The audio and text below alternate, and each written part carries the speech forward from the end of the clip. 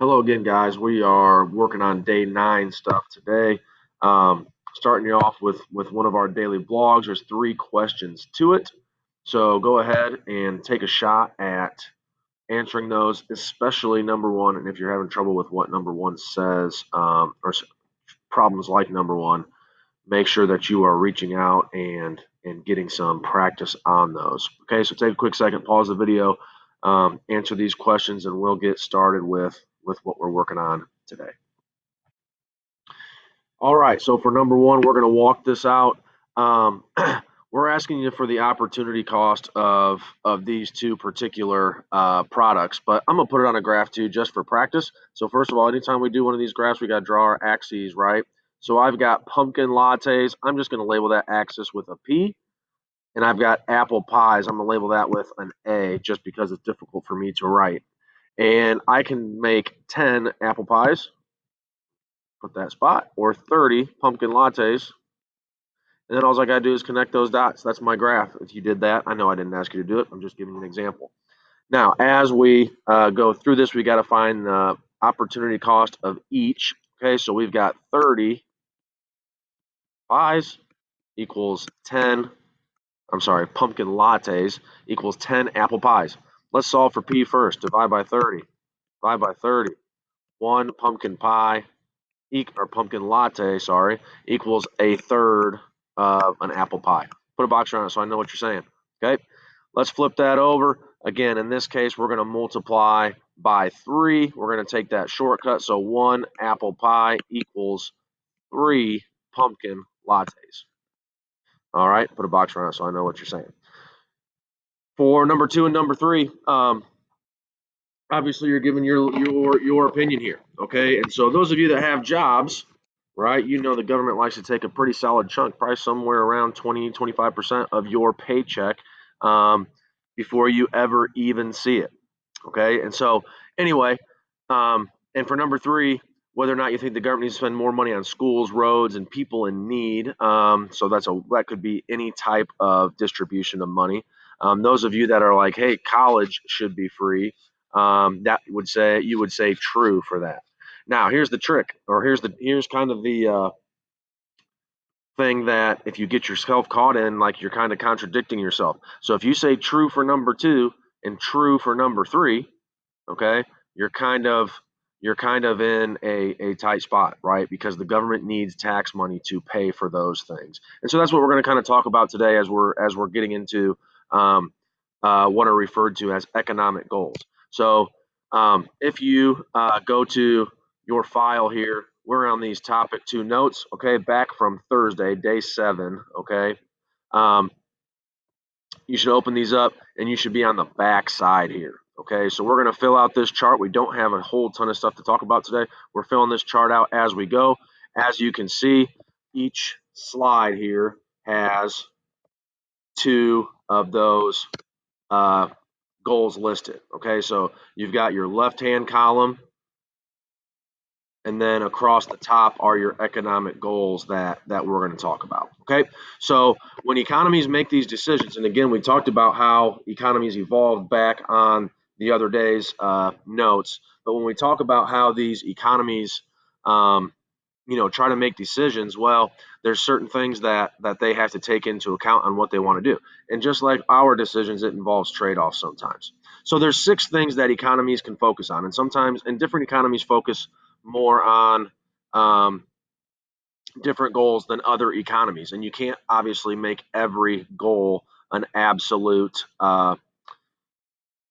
priority. Okay, so again, you've got to take out of some, and we'll kind of explain what I mean by that if you put more into one. Okay, so let's define these. The first one is economic freedom. Okay, and economic freedom is obviously like the freedom to do with your money what you want. Okay, we like the idea of economic freedom, and as you kind of look through that, again, we have our choices of how to spend it. It can be a really good thing. We enjoy it. However, okay, kind of as what our economy found out back in the late 1800s, when capitalism was really benefiting the rich and really difficult for the poor. The government can't provide as much. Okay, so if we don't pay taxes, the government has no money to do anything. or at least less money to do things, and so they can't provide as many services. Okay, so whether that be building roads or military or welfare payments, social programs, right? So those are the positives and negatives. Economies always want to promote efficiency, okay, which I define it as using a wise use of resources, right? And being efficient means I get more productivity out of less time. Okay, if I'm more efficient, I produce more with less time. And we'll also throw in resources too, right? So I can produce more corn with less land or whatever. Okay, and um, the more we can produce, the more affordable things are going to be. Okay, so it's kind of a simple supply and demand rule. Those of you that have been able to wrap your head around that, that's our next chapter. But if we supply more, things become cheaper, and that's good for us. We like to not have to pay tons of money for things. Now, the thing is, if we leave it up completely to businesses to be as efficient as possible, right? These lack of rules can lead to some things like pollution or monopolies, and things that aren't necessarily good in the long run. Okay, so we've got to be able to, like we said, we've got to be able to play the role of a referee in those particular cases, and too much of a good thing sometimes is not necessarily beneficial for everybody. Okay, so those are the first two. Moving on, okay, kind of the next two are kind of the opposite of freedom and efficiency. Okay, so we'll just talk about them in order. Economic equity. Okay, we talk about that means we're trying to promote equal opportunities to all citizens. Okay, so again, does everybody have an equal amount of opportunity to be quote unquote successful, whatever that means, right? Do we all have access to an education? Do we all have access to programs that are going to allow us to invest in our ability to produce stuff? Okay, so um, those are the things. Again, that is a constant challenge, and you look at our society today. It's not perfect, and not everybody is completely equal, right? And we're always fighting for more equity. And even though that's kind of a social conversation, it's a conversation because eventually it leads to some economic situations too, right? Do I have access to be able to get the jobs that you know um, will pay more money, right? So again, if we were to say extreme economic equity, meaning like we have no economic freedom where we distribute everything, right? The idea of complete socialism or communism, like that would mean that if everybody made the same income, so to speak, um, the winners may not benefit enough and the losers may benefit too much. There's a reason why we want to pay doctors tons of money, right? Number one, doctors from other countries move here because they can make more money, right? Just like professional athletes, our sports leagues, for the most part, are the best. People come here because they get rewarded with bigger salaries. Okay, if we were in the situation where we all paid every doctor the same, well, there wouldn't be a reason for doctors to come here and live. Okay, so again, paying everybody the equal amount on that extreme probably isn't the answer. Okay, but it is something um, that some economies have tried in the past, and probably currently still today. North Korea, probably most specifically. Um, Economic security. Notice the term says security. It is not saving your money. Okay, it is not. I'm sorry. It is not protecting your money. Okay, it's kind of protecting your income. Okay, if you kind of look at what the description is, protections against being able to support yourself financially. Okay, um, this is going to focus on protecting people that can't earn money, specifically probably old people, young people, sick people, so like disabled people, and even like people that can't earn as big of an income. Okay, so poor people. Okay, so like we said, this is financial protection, but it's not protecting your money in a bank. That's not the same thing, and so people get that mixed up a lot. Now, the challenge of these are that it raises taxes. Sometimes we know the situation of people that can take advantage of some of these government programs. We hear about that in the news sometimes. Hopefully, those situations are kind of few and far between. Which, again, hopefully it benefits more people than it hurts, right? So there are some challenges. Again, economic security is going to take away from our economic freedom because this makes us raise taxes, which means obviously I don't have as much freedom to do with my money that I might want to do. Okay, last two, economic stability is going to be the idea that we keep prices stable. Like we know that, I have a job tomorrow.